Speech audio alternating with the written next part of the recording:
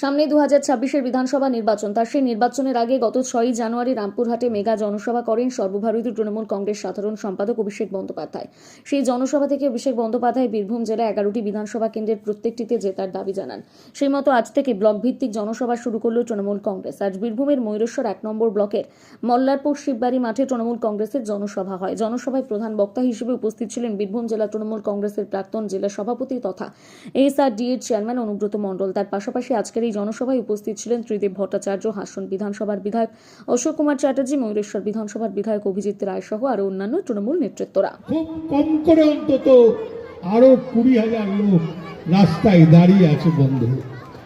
তাই ময়ূরেশ্বর ওয়ানের প্রত্যেক কর্মীকে, প্রত্যেক বুথ প্রেসিডেন্টকে, প্রত্যেক অঞ্চল প্রেসিডেন্টকে, প্রত্যেক শাখা সংগঠনের প্রেসিডেন্টকে, এখানকার এমএলএ কে এবং ব্লক প্রেসিডেন্টকে আমার শতকোটি প্রণাম জানাই। এই মা মাটি মানুষের মুখ্যমন্ত্রী মমতা ব্যানার্জি এই আজকের আহ্বানে যে এত লোক আমি দেখেছিলাম, আজকে যদি সব লোক ঢুকে যেত এই মাঠে তিল ধরাবার জায়গা থাকতো না। এমনকি এই মিটিং করেছিলাম আমি 11 সালে আর 16 সালে। আজ আমার মনটা খুব আনন্দিত ময়ূরেশ্বরের মাটিতে এসে। তাই বন্ধু আমি কটা কথা বলতে এসেছি। এসআরের ভয় দেখাচ্ছে, সব থেকে মুসলিম সমাজকে টিপে ধরেছে।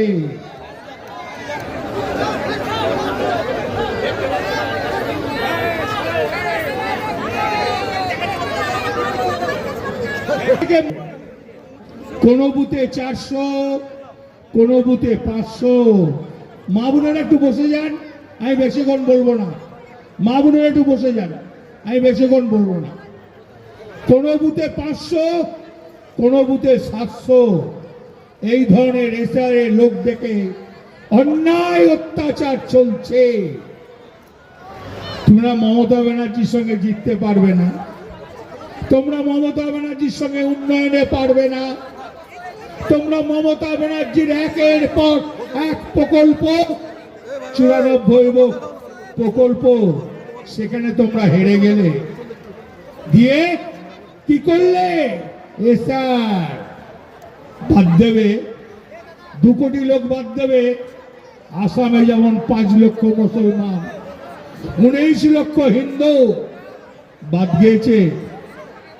তার বিনিময়ে পশ্চিম বাংলায় ভাবলে যে আমরা 2 কোটি মানুষকে বাদ দেবো, 2 কোটি মানুষকে বাদ দিয়ে পশ্চিম বাংলা দখল করব। সেগুড়ে বালি আমরা আঙুল চুষবো, তোমরা বাদ দেবে, আমরা আঙুল চুষবো। আমরা যে মমতা ব্যানার্জির সৈনিক, আমরা ভয় পাই না। আমরা মরতে জানি, বাঁচতে কি করে হয় সেটাও জানি।